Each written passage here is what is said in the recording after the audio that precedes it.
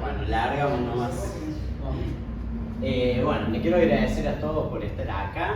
Muchísimas gracias por ayudarme a emprender en esto que para mí es algo nuevo, disertar o dar algún tipo de capacitación, curso, taller, es algo nuevo. La idea va a ser, básicamente, si puedo hacerlo sostenible, lanzar, no de una forma muy estructurada, pero de alguna manera, en base a lo que cada uno de ustedes vaya proponiendo, algún cursito, taller o algo de que termine dejando algo positivo en el entrenamiento. Siempre la idea de MUSH es esa, es generar un impacto positivo en el entrenamiento. Siempre vamos a aceptar a la gente que busque sumar en el entrenamiento, más allá de los intereses económicos que pueda tener cada uno con esto, cuestión de vocación y cuestión de desarrollarse como profesionales. Entonces, bueno, me parecía un buen tema como base, empezar por el núcleo, el cual se relaciona íntimamente con la parte postural y la estabilidad. Siempre está bueno tener en cuenta esto, y es algo que marcamos mucho en MUSH, los principios del entrenamiento, porque son las premisas que nos van a llevar a ser buenos profesionales. No olvidarnos de las bases. Empezar de lo general a lo específico. Y un poquito este curso trata de eso, es tener en cuenta que para lograr el desarrollo de cualquier individuo está bueno empezar desde una base y que esa base va relacionada al tratar de que la persona tenga un buen desarrollo motor, que las cuestiones que a lo mejor, las alteraciones que se han transformado en patológicas pasen a ser fisiológicas de vuelta, a recuperar ese cuerpo fisiológico natural. Entonces, la idea es mostrarle este cuadrito, que bueno, ahí con Rodri debatíamos bien de quién era porque no me acuerdo, pero es una pirámide que en muchos libros de entrenamiento nos acordábamos de Bompa, Verkhoshansky, entre otros autores. Es un cuadrito que, si bien muchas veces se utilizan otras palabras, se repite mucho en muchos libros de entrenamiento. Entonces me parece importante marcarlo. Acá habla del desarrollo atlético, se refiere más a cuestiones quizás de deporte, pero se puede transmitir directamente hacia un individuo no deportista. Y quiero que observen que en la parte baja de la pirámide, ¿qué dice? Movimiento correcto. Rodri, vos me mencionás que en otra pirámide que habías visto decía algo como... Era etapa de preparación física general. Bueno, pero siempre habla de recuperar esas bases en cuanto al aprendizaje motor, en cuanto a las cuestiones fisiológicas que se tendrían que dar de forma natural. Si voy muy rápido y alguno no me está casando alguna, quiero que me paguen, quiero que esto sea bien familiar. La idea de MUSH casualmente siempre es eso, que seamos como más bien algo familiar, por eso siempre apunto a grupos reducidos para que podamos tener contacto persona a persona, y si tienen alguna duda y quieren cortarme, córtenme de una. Pero bueno, volviendo a esto, básicamente siempre lo más importante es recuperar el movimiento en la persona para después pensar en lo de arriba. Entonces, una vez que nosotros logramos las cuestiones fisiológicas y naturales del individuo, recién nos vamos a preocupar por lograr desarrollar o aumentar la fuerza, si es un deportista en potencia, acondicionamiento físico, fuerza explosiva y después cuestiones específicas del deporte. Pero siempre, siempre, siempre, y quiero que eso se lo quede claro, basándonos en el principio de lo general a lo específico, un principio básico del entrenamiento, empezamos por la corrección del movimiento. Por eso muchas veces, bueno, acá tengo algunos que son alumnos de MUSH, empezamos, ustedes ven, por una parte que quizás suena como aburrida, porque es como que empezamos corrigiendo quizás lo que vemos en evaluaciones, como hacia dónde va la cadera, hacia dónde va la rodilla, cómo ajustar con los pies. Empezamos por una parte que muchas veces parece tediosa y que aburrida y estamos desesperados por sumar kilos y sumar carga y la respiración y demás, y recién después pasamos como una etapa en donde nos preocupamos por todo esto que es la periodización, sistemas de control de carga, y ahí empezamos a meter los sistemas de progresión de carga, pero en una primera instancia nosotros empezamos por esta parte. Bueno, yo tengo acá un ejemplo que cuando empezamos por esta parte muchas personas como que buscan y son deportistas, piensan de que está perdiendo el tiempo. Entonces ven a otro que quizás hace ejercicios que son más didácticos y entretenidos y como que piensan que ese ejercicio es el que ellos necesitan. Pero yo quiero que ustedes piensen si se puede hacer, por ejemplo, para citar un ejercicio que es excelentísimo para desarrollar la potencia, una carga de potencia, un arranque de potencia. Si nosotros no disponemos de cuestiones fisiológicas naturales como, por ejemplo, una buena dorsiflexión, o refiriéndonos a la respiración, no sabemos tener una correcta respiración fisiológica natural, quiero que ustedes piensen si se podría llegar a lograr ese ejercicio de forma correcta. Muy difícil, es muy probable que no se pueda lograr. Entonces, primero tratamos de corregir el movimiento, luego nos preocupamos por la fuerza. ¿Por qué luego nos preocupamos por la fuerza? Hay que generar estructura de sostén, y eso también lleva un proceso que es bastante largo. Ese numerito que se lanzó mucho en TikTok y en las redes, de 2.0 el peso corporal en peso muerto sumo para los hombres, 1.5 en sentadilla para los hombres, para la redundancia, en sentadilla 1.5 peso corporal, 1.0 en press en banca, para las mujeres 0.7 en press en banca, en sentadilla 1.2, 1.7 en peso muerto.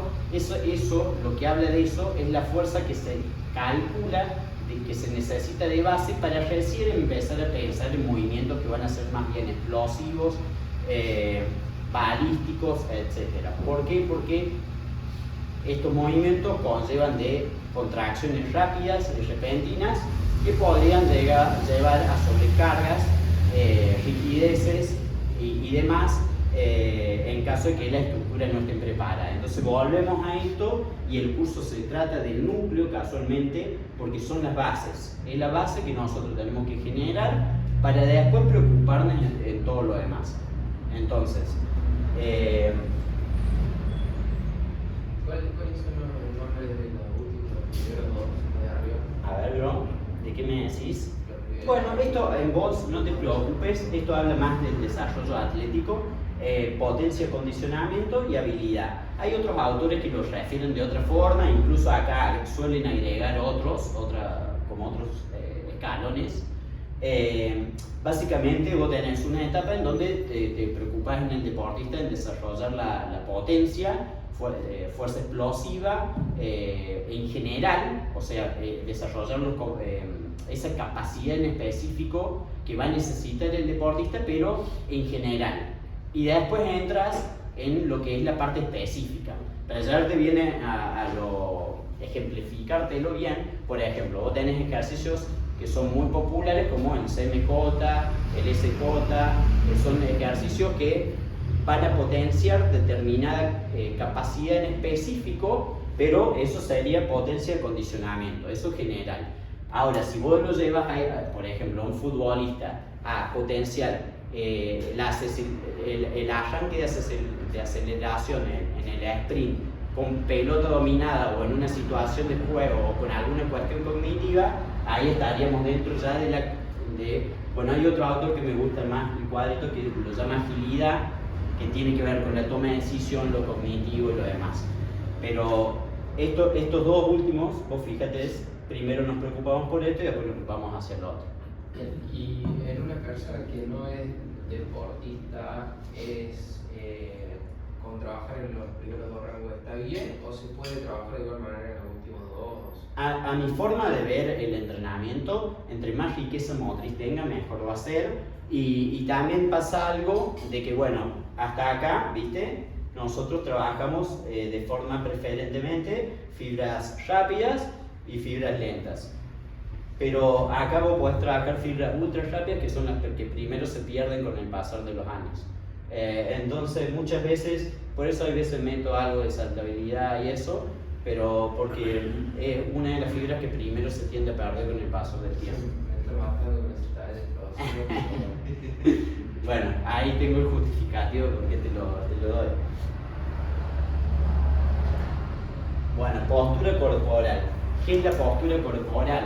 Postura corporal hace referencia al espacio-tiempo y a cómo se van a ubicar los segmentos corporales en este espacio-tiempo. Que nos dice Kendall, la composición de las posiciones de todas las articulaciones del cuerpo humano en todo momento. Más o menos lo mismo con diferentes palabras. Acuérdense que una articulación está compuesta por dos segmentos corporales o más. Básicamente es eso. La postura corporal va a ser, ¿entendés, Emma? Sí, estoy pensando o más, ¿y cuál tiene más de dos? Bueno, puede haber casos en donde tenga más, a ver, la cadera, por ejemplo, la clavícula. Puede haber casos que tiene más. Bueno, ¿de qué va a depender la postura? Hasta acá todo va claro, chicos. Voy muy rápido. ¿Desde 10? Sí. ¿De qué va a depender la postura? La postura va a depender de elementos que son intrínsecos al cuerpo y elementos que son extrínsecos. ¿Qué hacemos referencia con elementos intrínsecos? La parte interna, es decir, cómo va a repercutir nuestra evolución propia en el tiempo en nuestra postura. Entonces, eso tiene que ver con cuestiones internas, que pueden ser cuestiones que tengan que ver con la genética, por ejemplo. Nosotros podemos tener una orientación del fémur en específico, la cabeza del fémur puede estar rotada hacia un lado o hacia el otro por una cuestión genética, o podemos tener una predisposición de palancas mecánicas determinada, o sea, un fémur más largo, más corto, una caja torácica más ancha, más estrecha. Todo eso va a depender de cuestiones internas que no vienen impresas en nosotros. Y después tenemos otra parte que va a afectar también a la postura y que es lo extrínseco, es decir, cuestiones que vienen del entorno que nos rodea. Por ejemplo, un ejemplo que siempre doy es cuando nosotros nos solemos juntar con nuestros amigos. Vos ves en los grupos de amigos como patrones motores que se repiten. Si uno analiza a esos grupos sociales, va a observar que tienen gestos, movimientos, inclusive posturas que se repiten entre ellos, y eso también altera la postura. Si vos tenés a todos que caminan así, y muy probablemente eso afecta la postura y son elementos que no tienen nada que ver con lo interno y capaz que uno no lo tendría en cuenta. El típico caso es ese, digamos.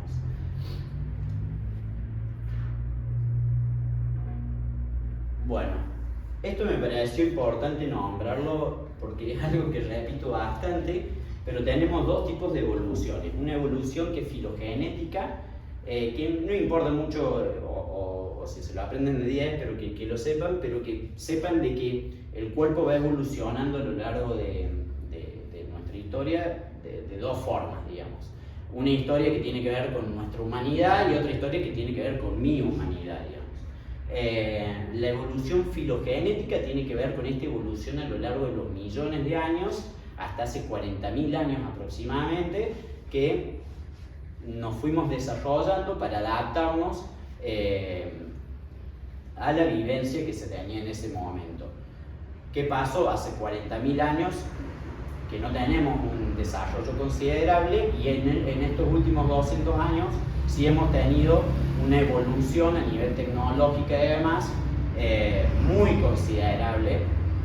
Y ustedes piensen que llevó millones de años lograr esta postura, entonces ahí hay un problema, porque si en 200 años se produce un cambio tan grande, es muy difícil que podamos compensar esa evolución filogenética en tan poco tiempo.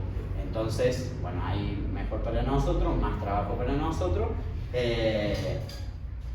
Se vienen todas estas alteraciones posturales, cuestiones de los trabajos de hoy en día y demás. Y después tenemos una evolución ontogénica que tiene que ver con la evolución del ser humano en su periodo evolutivo en cuanto a su vida, digamos. Nosotros nacemos con una cifosis total cuando somos bebés, por eso no podemos tener la posición bípeda. Empieza a aparecer una lordosis a nivel cervical, eso de los 4 meses aproximadamente.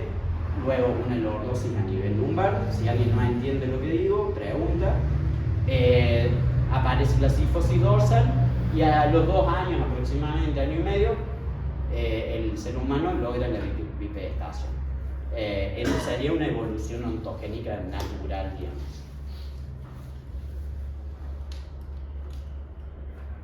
Mecanismos que intervienen en la postura. Bueno, empecé por acá.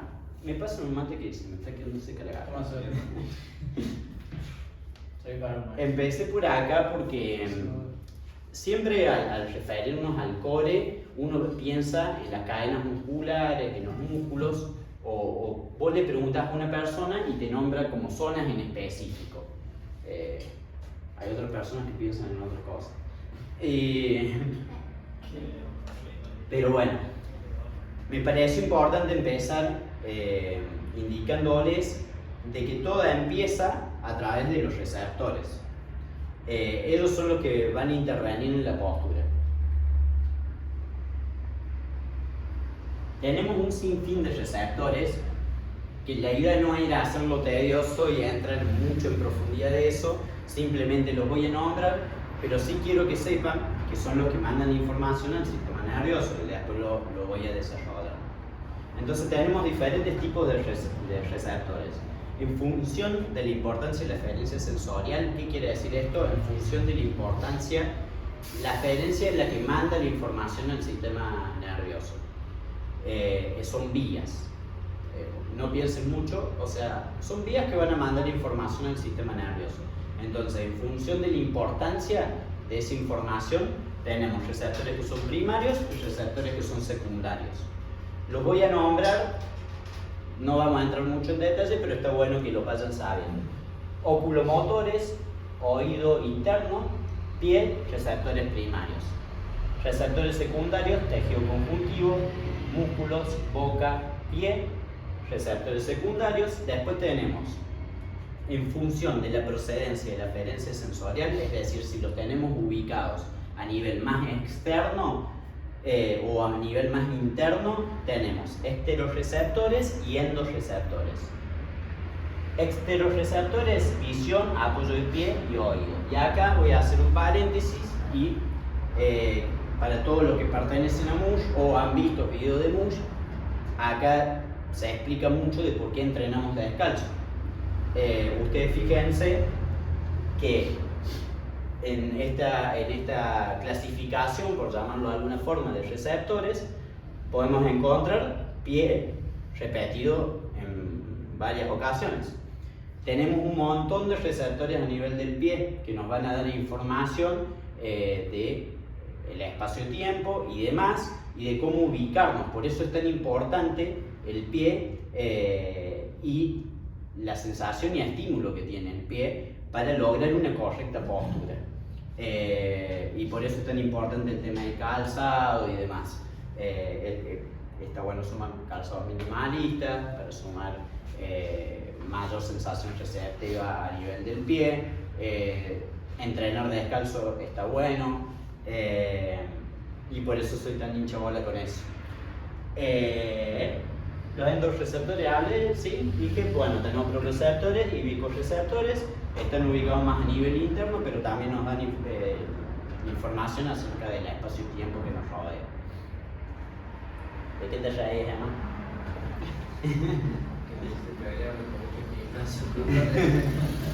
Y bueno, parte. Esa es la primera pregunta. Pero bueno, ¿viste? Eso de los receptores, o sea, lo puedes aplicar bien cuando le das, por ejemplo, un test Pavlov con el disco que sea inestable, no es lo mismo hacerlo con los ojos abiertos que con los ojos cerrados. Claro, Ahí claro. aplicar bien una caminata de granjero.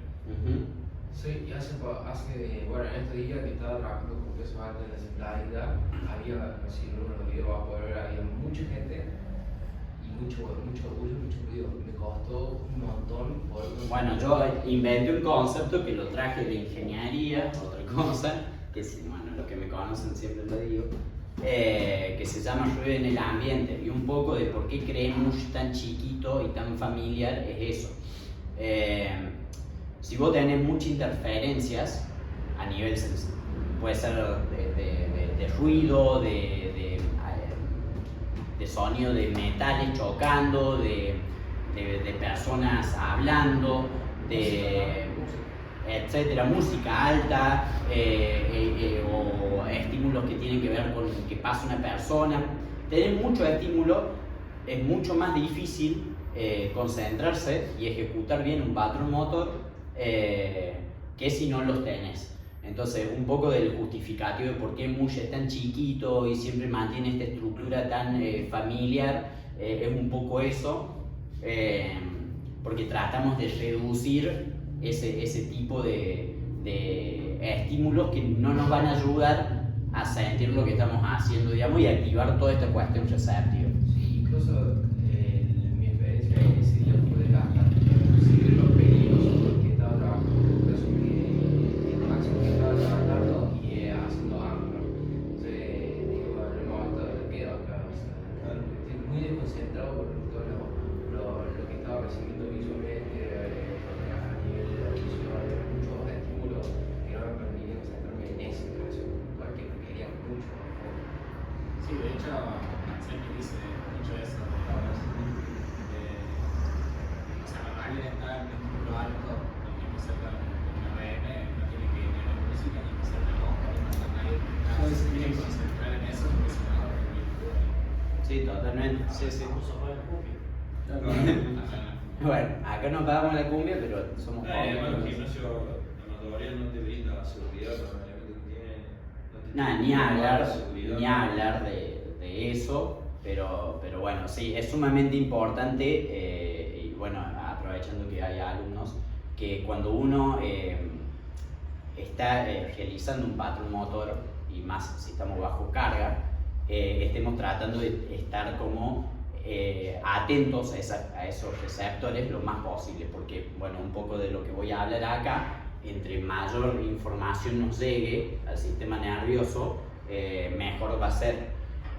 Ahora lo desarrollo un poquito más acá, pero bueno. Te juego una última Sí, cosa. sí. Por ejemplo, cuando a veces yo para no escuchar el ruido me pongo los auriculares sin música y me quedo en silencio. Pero por ejemplo pasa que al trabajar en la misma situación de recién, me siento como desorientado si no estoy escuchando. Y porque ahí ponele, viste que, volviendo atrás, vos ahí capaz que estás afectando a la parte del oído interno, ¿entendés? O sea, el oído también tiene una cuestión de espacio-tiempo, no funciona solamente para escuchar, ¿entendés? Entonces capaz que estás afectando esa parte.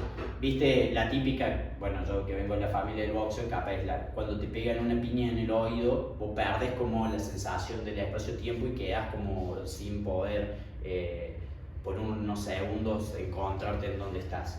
Entonces capaz que podría tener que ver con eso. En ese punto prefiero escuchar y tratar de concentrarme, no escuchar el ruido, pero seguir escuchando. Sí, la conclusión sería que te vayas de los gimnasios de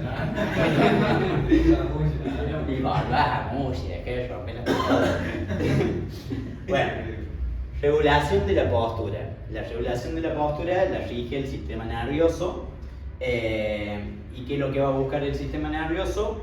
Menor nivel de estrés y para eso va a buscar una relación óptima en cuanto a sus estructuras. Para esto va a recibir diferentes tipos de informaciones que, como dijimos, son externas e internas, que viajan a través de las aferencias y que vienen de los receptores. A mayor nivel de desarrollo de los receptores, y por eso es que muchas veces soy tan rompeboles con estos ejercicios de mierda de core, de que le varío 1000 tipos de estímulos, a mayor desarrollo de la información a nivel que pueda llegar a transmitir de los receptores hacia las aferencias, mayor va a ser la capacidad de generar un tono muscular óptimo. Y acá también entra, no me acuerdo si en otra diapo lo digo, pero un poco el principio de la individualidad del entrenamiento. O sea, la idea es que nosotros, como entrenadores o no entrenadores, pero logremos detectar a través de evaluaciones o a través del análisis de un ejercicio, si la persona obtiene o no un tono muscular adecuado en una determinada cadena muscular. Después vamos a ver bien el tema de cadenas musculares, pero es sumamente importante generar un tono muscular adecuado para que haya el menor nivel de estrés a nivel de estructuras posibles. ¿Se entendió? Sí, ¿y a qué te referió con lo que decís el cambio de todo con el tipo de ejercicio? Porque yo lo que busco es estimular la mayor cantidad de receptores posibles para que vos tengas un mayor desarrollo a nivel de información, y esa información llegue al sistema nervioso y se puede integrar mejor para luego lograr un tono muscular. Un ejemplo literal, digamos, una variación de este ejercicio. No, porque vos tenés diferentes cadenas musculares, lo que pasa es que me estás adelantando todo lo que voy a decir, pero básicamente te lo reduzco. Vos tenés diferentes cadenas musculares, diferentes receptores, y la variación de los diferentes tipos de estímulos van a hacer de que vos puedas lograr un tono muscular adecuado para diferentes posturas o diferentes demandas de estabilidad en el cuerpo. ¿Se entendió? Eso. Bueno, entonces, ¿cómo funciona esto de la regulación de la postura? Llega información a través de los receptores por las vías aferentes que viajan hacia el sistema nervioso. Esta información se integra, el sistema nervioso genera algo que se llama feedback, que es una respuesta. Esa respuesta viaja por vías eferentes, activando neuronas motoras, las cuales van a activar cadenas musculares, las cuales van a generar un tono muscular, y esto va a hacer que nosotros tengamos una postura óptima. ¿Se entiende? Lo traté de hacerlo más clarito posible. Está muy bien. Muy bien. Bueno, ¿por qué son importantes los receptores? Yo creo que todo esto ya lo dije, pero lo leemos. A mayor desarrollo de ellos, mayor cantidad de eferencias, entonces más información va a estar viajando del sistema nervioso. Y entre más información nos llega a nivel del sistema nervioso, el sistema nervioso va a tener la capacidad de integrarla y tomar mejores decisiones, ¿entendés? Entonces, y esas decisiones después van a viajar a través de las vías eferentes y lograr una mejor postura o la postura más óptima para ese movimiento que estemos haciendo o para ese no movimiento que estemos haciendo. ¿Se entiende? Bueno, un poquito lo que decía, la información se constituye en la postura, el principio de individualidad del entrenamiento. Bueno, lo quería marcar porque parte de esto es saber determinar cuando una persona no está logrando recibir esta información y por qué no lo está recibiendo, digamos. O sea, ¿por qué un receptor no está mandando esta información? O por qué esta cadena muscular se presenta corta. Eso es parte del entrenador de detectarlo, y se detecta a través de evaluaciones, pero también del análisis de un ejercicio, por ejemplo, te va a dar información de por qué una cadena muscular está o no funcionando. Entonces un poquito de eso. ¿Y quién controla la postura? El sujeto mantiene el control de la postura de manera voluntaria, pero inconsciente. Eso, bueno, es algo que repito siempre. El correcto control de la postura lo regula el sistema nervioso autónomo.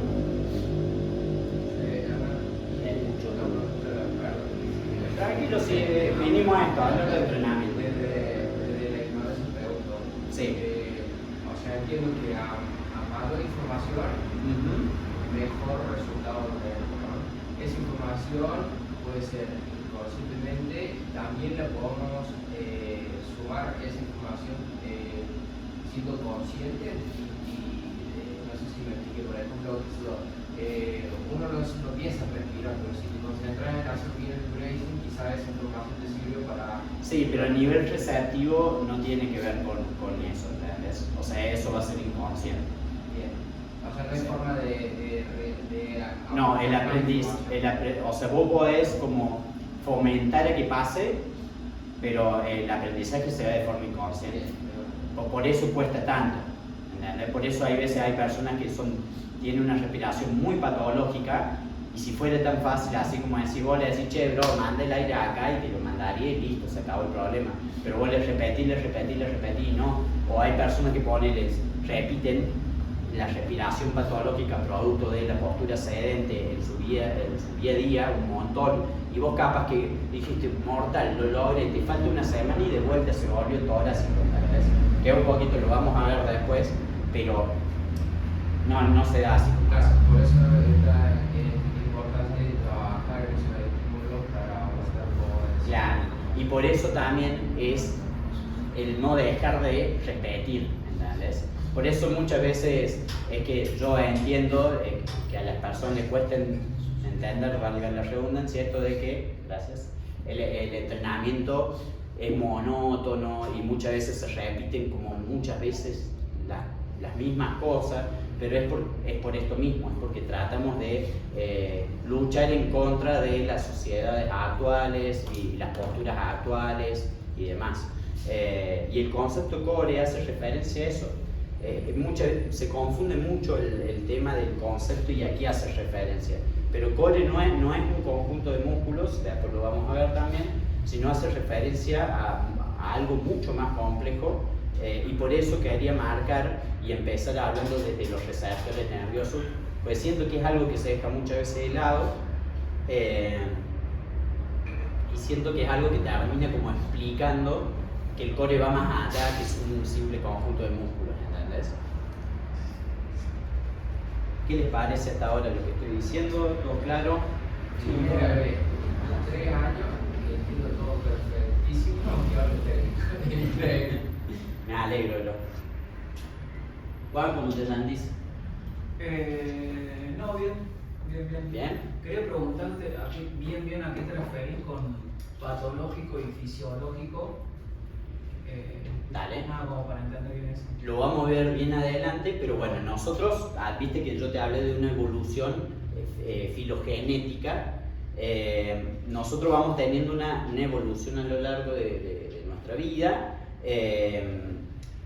y hay veces nacemos con cuestiones que tendrían que ser fisiológicamente naturales, pero con el pasar de los años, por cuestiones para llevártelo bien a la práctica, por ejemplo, en esta parte del mundo, porque hay en otra parte del mundo pasan otras cosas, tenemos todo a la disposición y a la altura de un asiento.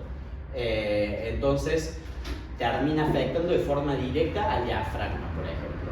Y ahí perdemos la respiración fisiológica natural y empezamos a tener una respiración patológica. Eso que lo vamos a ver pasa en otros niveles. A nivel postural, por ejemplo, de la cintura escapular, también pasa lo mismo. Una antepulsión de hombro pasa quizás a ser patológico y no una postura fisiológica natural cuando tenemos la cabeza del húmero adelantada, y así sucesivamente. Eso es lo que vendría a ser como patológico, son las cuestiones viciosas, que también se podría hablar desde otro punto para no llevártelo toda la vida cotidiana, lo deportivo. Vos agarras a un deportista y vas a determinar cuestiones que son patológicas propias del deporte. Por ejemplo, en un boxeador, normalmente en el boxeo todos los golpes se dan con rotación interna de hombro. Vos tirás un golpe, son todos con rotación interna de hombro. Entonces vas a encontrar que los boxeadores, la gran mayoría, tienen acortados los rotadores internos del hombro. Patológico, ¿entendés? Lo fisiológico sería lo óptimo, lo que buscaríamos. Bueno. Una vez que caen en lo patológico, ¿sería nuestro campo de intervención o no? ¿Cómo? Exactamente. O sea, a no ser que ya nosotros se nos vaya de la mano, digamos, ahí tendríamos que derivar, pero lo que nosotros deberíamos hacer como entrenadores es, primero evaluamos, encontramos esas limitaciones, que puede ser inhibiciones, puede ser pérdida de activación, etcétera, rigideces y demás. Las encontramos a través de evaluaciones que son específicas. Acá en Muya hacemos eso, evaluamos para luego prescribir qué es lo que tendría que hacerse en cualquier lugar de entrenamiento. Y una vez que encontramos esas evaluaciones, tratamos de contrarrestar eso. Muchas veces lo que termina pasando es que si vos tenés un deportista que te mete, no sé por decirte, 500 rotaciones en un día internas, es muy difícil compensar esa cantidad de trabajo. O si tenés un futbolista que le mete todo el trabajo en plano sagital, por ejemplo, un justificativo del por qué yo busco mucho que la persona haga el peso muerto sumo, por ejemplo, es para sumar trabajo en plano frontal, porque si vos te pones a pensar, la gran mayoría de trabajo es todo en sagital. Un futbolista, mucho plano sagital, y vas a encontrar cadenas acortadas, desbalances, asimetrías y demás. Sí, es nuestro trabajo tratar de lograr simetrizar y volver hacia lo fisiológico todo eso, digamos. Bueno. Yo tengo una pregunta. Sí, sí. ¿De cadenas musculares qué modelo tomaste? ¿Viste? Porque hay varios de cadena muscular, cadena facial, cadena miofacial. Sí. O sea, no específicamente qué autor, pero ¿cuál me podrías mencionar que tomas acá en el core para ubicarme mejor? Dale. Nosotros vamos a hablar de cadenas de sistemas estabilizadores locales y globales, y después vamos a hablar de lo que es cadena cruzada anterior, posterior, y las que tienen que ver con la marcha. Esas son las que vamos a tocar. Buenísimo, listo. Gracias, Hernán. Pero lo vamos a ver más adelante. Sí. Sí, es como que van apurados, chicos. Sistema de estabilización del track, y bueno, esto según Panjabi, 1992. Como les decía, el core refiere a un concepto que tiene que ver con la transmisión de fuerzas y la parte de lograr estabilizar para mantener las estructuras óseas y las estructuras musculares también dentro de lo seguro, vamos a decirlo de alguna forma. Entonces tenemos tres subsistemas que participan de forma conjunta, y que uno depende directamente con el otro, y que tienen que estar funcionando de forma armoniosa. Estos tres son el subsistema de control motor, el subsistema activo y el subsistema pasivo. Subsistema de control motor es lo que hablamos del sistema nervioso, subsistema activo vendría a ser las cadenas musculares, y subsistema pasivo lo que tiene que ver con lo óseo, más que todo. Estos tres subsistemas participan en conjunto, y la idea es que se cooperen entre sí, de que no haya uno interfiriendo al otro, porque en el caso que pasara eso, vamos a tener mucha posibilidad de... no me gusta cómo lo menciona el autor, pero vamos a tener posibilidad de generar tensiones o daños en la estructura.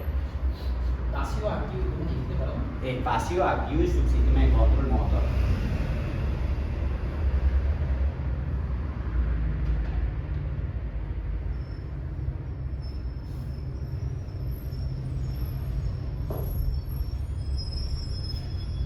Bueno, acá Coqui te lo menciono y te lo defino como un poquito. Si después yo querés, yo te paso la diapositiva por otra. Dale, sí, así que tranquilo. Dale. Bueno. Bueno. Subsistema de control motor constituido por todas las estructuras que forman nuestro sistema nervioso central, el cual recibe información, analiza, discrimina, eso es el feedback, para tomar una decisión y transmitir las órdenes. ¿Estamos? Subsistema de estabilización pasivo, constituido por elementos óseos y articulares. Subsistema de estabilización activo, constituido por músculos, tendones, fascias, que posibilitan la generación de tensión y transmisión de fuerzas desde un sitio al otro. Bueno, es un poco de todo lo que venimos hablando. Los tres subsistemas terminan conformando esto que es el core. ¿Estamos? Entonces, ahí tenemos la definición, lo constituyen estructuras óseas articulares, como así también estructuras musculotendinosas, que van a generar fuerzas y estabilidad que dependen de la información que llega del sistema nervioso central para poder ser activados en el momento adecuado con la tensión adecuada. Es un poco de lo mismo que venía diciendo, sino que lo quería como concluir, así se pueden llevar la definición a sus casas. ¿Y cuál es la relación entre el subsistema activo y la presión intraabdominal? Bueno, acá entramos un poquito en esto que preguntaba Coqui. La relación en sí, la presión intraabdominal lo que va a hacer actuar en conjunto junto con lo que es la fascia toracolumbar como acción-reacción, como es en física.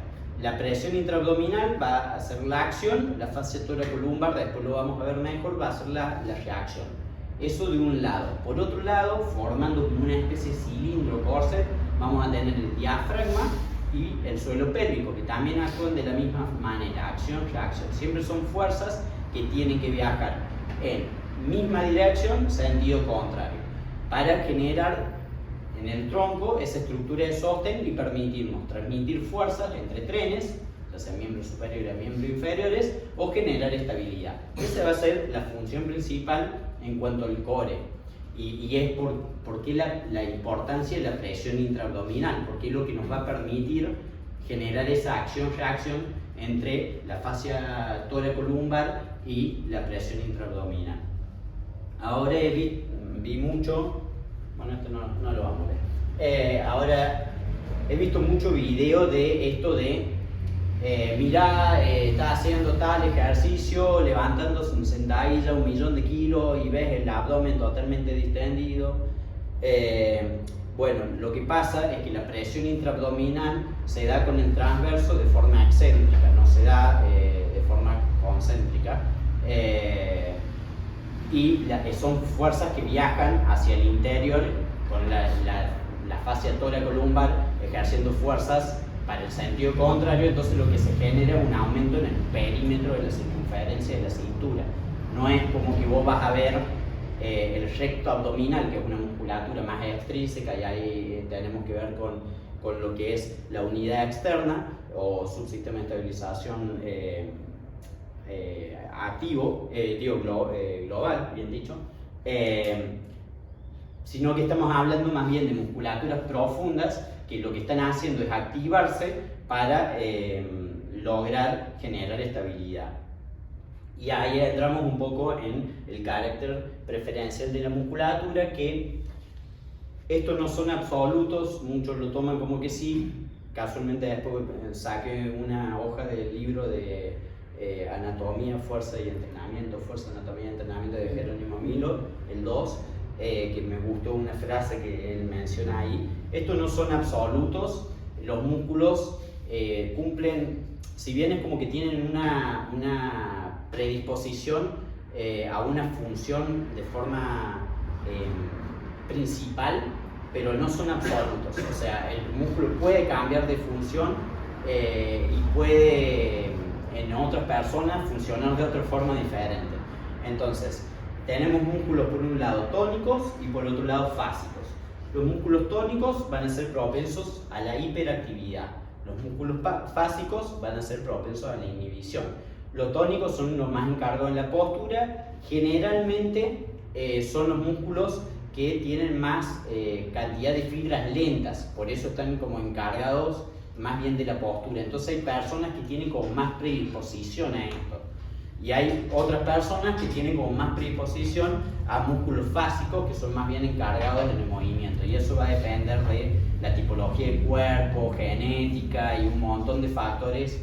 Incluso después eso va a ir cambiando si la persona, por ejemplo, tiene un desarrollo motor diferente, como por ejemplo ejecuta un deporte sostenido en el tiempo, pueden ir cambiando de orden el funcionamiento de los músculos. Entonces, Los músculos tónicos tienen susceptibilidad a la fatiga de forma tardía. Los músculos fásicos lo va a tener de forma más temprana.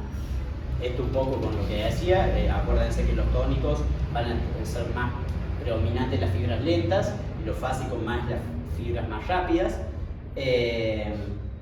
La reacción a las cargas defectuosas y el estrés en los músculos tónicos va a ser el acortamiento. Bueno, el típico músculo tónico que siempre cae es el isquio, que se encarga de la postura y tiende a cortarse. La reacción a carga defectuosa y estrés en los músculos fásicos, el debilitamiento. Ahí los nombro un poquito. ¿Quieren que se los nombre o los leen o cómo hacemos? Sí, Bueno, tenemos en el tronco erectores lumbares, erectores cervicales, cuadro lumbar, eso en cuanto a los tónicos. En cuanto a los fásicos, en el tronco tenemos erectores torácicos, rectos abdominal. En cuanto a la pelvis del muslo, en los tónicos tenemos isquiotibiales, el psoas, recto anterior femoral, aductores, piriforme, tensor de la fascia lata. En la pelvis del muslo, en cuanto a los fásicos, bastos laterales, bastos mediales, glúteos. En pierna y pie, gastrocnemio, sóleo, en cuanto a los tónicos. Y en fásicos, pierna y pie, tibial anterior, peroneo, extensores de los dedos. Hernán, Sí. Entonces, si acá entendí mal, un músculo puede ser tónico, pero debido a algún factor puede pasar a ser un músculo fásico. No es que puede pasar a ser, sino que puede tener más función de otro tipo, ¿entendés? Porque no es que los músculos son absolutos, es como que vos, aparte, bueno, después entramos en cuestiones, somos cadenas musculares, viste que siempre repito lo mismo, somos cadenas musculares, entonces puede ser que una cadena muscular en un determinado patrón motor determinado tenga que ejecutar una función ese grupo muscular que no es su función prioritaria, y capaz que en la repetición vos le estás mandando a un grupo muscular información de que haga una cosa que no es la función que sería la natural, digamos, y termina cumpliendo más esa función, ¿entendés? Claro, vos siempre me comentás el caso del glúteo y el isquio para la persona que está sentada. Sí, eso es el patrón de activación. Eso es el patrón de activación que se tendría que dar de forma natural. Pero no tiene que ver con esto. No. O en parte sí, en parte no, digamos. Directamente no. No me hagas entrar ahí. Bueno, entonces, acá tenemos un poco la ubicación de lo que son los músculos tónicos, los músculos fásicos. Está bueno el grafiquito de Milo, porque más o menos te orienta. Pero hasta el mismo Milo dice, esta categorización no es determinista, pero sirve para explicar muchos desequilibrios, restricciones y difusiones que pueden presentarse en un ejercicio. Recomiendo tomarlo como guía, pero no como un dogma rígido. Está buenísimo, me parece que está bueno marcarlo porque en la gran mayoría de libros que ustedes puedan encontrar te lo nombran tónico, fásico y es como un absoluto. O sea, son un poco como lo que te marcan que no son absolutos. Y acá entramos un poquito en lo que preguntas vos. Subsistemas que actúan en el core. Tenemos, por un lado, una clasificación que habla de subsistema de estabilización local y subsistema de estabilización global. En otros libros podés encontrarlo como unidad interna, unidad externa. Bueno, básicamente lo que es subsistema de estabilización local o unidad interna es la musculatura que se encarga más que todo en estabilizar. ¿Y por qué se encarga más que todo en estabilizar? Porque son los grupos musculares que presentan origen e inserción más pequeño y es como que todos en conjunto terminan actuando con esa función de manera prioritaria. Recordemos de vuelta que no hablamos de absolutos, ¿estamos? Es la función prioritaria. Normalmente son los músculos más profundos. En cuanto al subsistema de estabilización global o unidad externa, son los músculos o grupos musculares o cadenas musculares en donde presentan origen e inserción más largo. Entonces, más que todo, van a ser los encargados de transmitir fuerza o ejercer fuerza, digamos. También acá, si quieren, se los nombro. En cuanto a la unidad interna, tenemos el intertransverso, interespinal, multífidos, longuísimo del tórax. En cuanto a la porción lumbar, cuadrado lumbar, ilio costal lumbar, transverso abdominal, oblicuo interno. Y en cuanto a la unidad externa, longuísimo del tórax, pero en cuanto a la porción torácica, acuérdense de esto que iba como medio intercalado, intercostal, cuadrado lumbar, en cuanto a fibras laterales, recto abdominal y oblicuo externo. Ahora vamos a hablar un poquito de los otros subsistemas o otra clasificación que me pareció también bueno mencionarla, porque siempre ustedes tengan en cuenta de que nosotros somos cadenas musculares, un entramado de fascias y no grupos musculares aislados.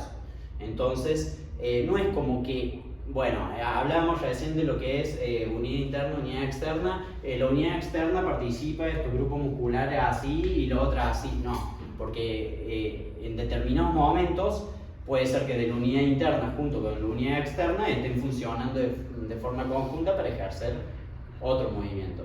Entonces me pareció bueno que ustedes vean diferentes tipos de clasificación y cómo pueden encontrar en diferentes subsistemas el mismo músculo, ¿entendés? Entonces tenemos, por un lado, subsistema oblicuo posterior, y bueno, acá esta clasificación me gusta porque te permite quizás encontrar más que todo las cadenas musculares y los ejercicios adecuados para trabajar cada cadena muscular. Subsistema oblicuo posterior lo que busca es evitar la flexión del raquis, es decir, va a participar el dorsal ancho, fascia toracolumbar, glúteo mayor contralateral y glúteo medio contralateral. Recuerden de que del tronco hacia nuestros miembros inferiores nosotros como que nos unimos a través de la fascia toracolumbar y demás de forma cruzada, por eso es de manera contralateral. ¿Estamos? Sí. ¿Sí? Bueno, el ejercicio típico que podemos encontrar para eso sería una plancha supina, por ejemplo. Ahí estaríamos trabajando subsistema oblicuo posterior. Subsistema oblicuo anterior pueden ser antirrotadores o antiextensores. Trabaja el oblicuo externo, aponeurosis abdominal, aductores contralaterales, recto abdominal, oblicuo interno contralateral. El ejercicio típico es una plancha frontal. Después tenemos subsistema lateral. Bueno, estos dos subsistemas participan como en conjunto, sino que como que el funcionamiento sería diferente. El subsistema lateral es como que le da estabilidad global a la marcha, es como que está estabilizando toda la marcha, la cadena muscular en su conjunto. Y lo del subsistema longitudinal profundo es como que le va dando estabilidad se encarga de la estabilidad más bien de forma específica de cada núcleo articular.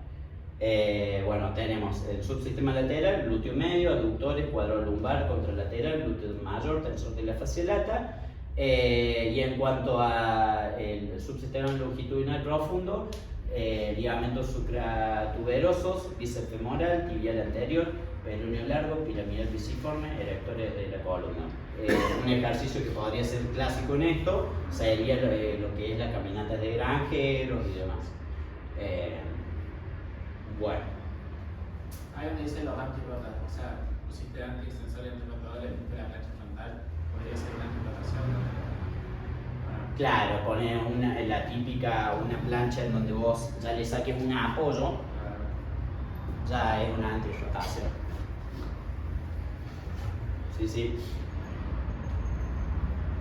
Bueno. Aparte, vos recordás, Juanma, que el core, o sea, lo que busca es estabilizar la columna vertebral. Yo estuve hablando mucho de la columna vertebral, pero también la cadera. Y ponerle una plancha frontal también sería una antirrotación en cuanto a la cadera, porque vos lo que buscaría es que no se genere ese tilt pélvico. Entonces también es un poquito por eso. Y enseñarle a estar estable cuando hay hipertrofia. Claro. ¿Algunos se animan a pasarse una plancha? Sí, Estefano está ahí. Justo la dejé, no me pasa. No me queman. Hacer una colchoneta. Sí, sí, yo sé. Una plancha frontal común. Para que esté más cómodo. Plancha frontal común. Pero la vamos a hacer con apoyo de antebrazo para que sea más fácil. Bueno, o sea, vos ahí, bro, tendrías la anti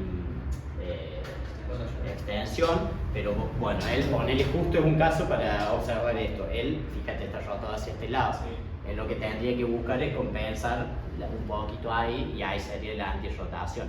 Pero bueno, acá tenemos, por ejemplo, participando en protracción de escápula del serrato anterior, recto abdominal, transverso del abdomen, oblicuos de manera interna y externa, interna de manera contralateral, externa de manera lateral. Y vos fíjate cómo él tiende a la rotación y es por eso que en la clasificación del sistema oblicuo anterior lo mete como un anti rotador. Justo un ejemplo perfecto. Y por ejemplo, el compensador, ¿cuál el mismo? Justo después lo vamos a ver. Te juro que no vi la. Te pasaron de la televisión. Pero así vos, bro, y estás tocando. Bueno, ese es uno de los ejercicios, digamos, más importantes, así que lo vamos a ver después. Y la idea es que lo hagan y lo veamos un poquito. Y creo que no falta mucho, así que no. Acá cito otra página. La idea era básicamente mencionar con otras palabras de otro autor lo que estaba diciendo. En este corte horizontal vemos gran parte de los músculos responsables de mantener el tronco rígido en el momento que levantamos peso y evitamos el movimiento. El nombre transverso espinoso, dorsal largo, iliocostal, dorsal ancho, cuadro lumbar, psoas, transverso, oblicuo interno, oblicuo externo, recto abdominal, cuerpo vertebral, diafragma respiratorio, diafragma pélvico, fascia del glúteo mayor, glúteo medio, glúteo menor, tensor fasciolata, sartorio, glotis, musculatura fijadora del cuello y todos los músculos responsables de cumplir la premisa de no generar movimiento en el jaque mientras producimos movimiento con las extremidades. O sea, esto dicho por Milo. Ese imagen es una persona cortada acá a la mitad. Esto es un corte transversal, o acá, vos fíjate de los numeritos y podés ver por el transverso del abdomen, dorsales, ¿entendés? Un corte transversal hacia la mitad. Pero son diferentes tipos de clasificaciones, viste que Coqui me preguntó como qué clasificación sería. Lo importante es entender que el core es un conjunto de entramados de tejidos que lo que se van a buscar es estabilizar y transmitir fuerza. Eso es como lo que vos tenés que terminar entendiendo, ¿entendés? Que es mucho más que decir, bueno, hago un ejercicio, estoy trabajando core, que es mucho más que decir grupos musculares en específicos, porque van desde el pie, vimos, o sea, ¿viste? Tenemos receptores al pie, hacia la cintura escapular y más. Somos un entramado de tejidos que bueno, la referencia que hace el core es esto de dar estabilidad y transmitir fuerzas. Bueno, más de lo mismo que estoy diciendo. El core no es un músculo ni un conjunto de ellos. Y acá tenemos al diafragma, que es uno quizá de los músculos más importantes en la función de estabilizar. El paracaídas de la estabilidad lo llaman, Michael Boll, me faltó ahí citarlo. Es fundamental para lo que va a ser estabilización central, para lo que es la contención de nuestra columna. Y la función del diafragma es, cuando el diafragma se contrae, aumenta el volumen de los pulmones y ahí se produce la inspiración. Cuando el diafragma se relaja, asciende, esto sería fisiológico, bro. Cuando el diafragma se relaja, asciende, se disminuye el volumen de los pulmones y ahí se produce la expiración. Eso tendría que ser de manera fisiológica, natural, digamos. Bueno, y ahora, para poner un poco más didáctico y para descansar mi voz, nos vamos a tirar todos a respirar y a analizar un poco la respiración. Yo creo que gran parte acá de ustedes en algún momento han analizado la respiración, pero lo vamos a hacer de todas formas porque nunca viene mal. Así que busquen una colchoneta, tiramos al suelo. Este va a ser el primer movimiento restaurante. que lo pare? Sí, para los. ¿En serio? Espera. Claro, en la respiración. Sienten cómo se expande también el lumbar. Sí.